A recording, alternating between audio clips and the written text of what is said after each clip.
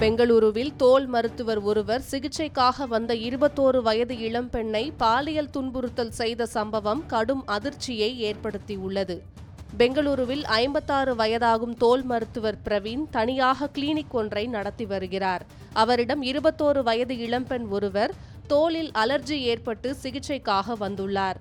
தனியாக வந்த அந்த பெண்ணிடம் துணிகளை கழற்றும்படி மருத்துவர் பிரவீன் கேட்டுள்ளார். தோலில் ஏற்பட்ட அலர்ஜிக்கு எதுக்கு அப்படி செய்ய வேண்டும் என அந்த பெண் கேட்டுள்ளார்.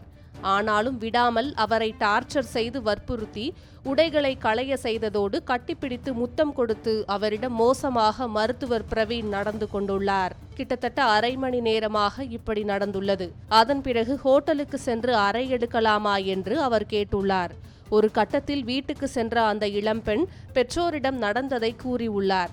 அவர்கள் உடனே மருத்துவமனைக்கு சென்று போராட்டம் நடத்தியுள்ளனர். அசோக் நகர் போலீசார் சம்பவ இடத்திற்கு வந்து மருத்துவர் பிரவீனை கைது செய்துள்ளனர்.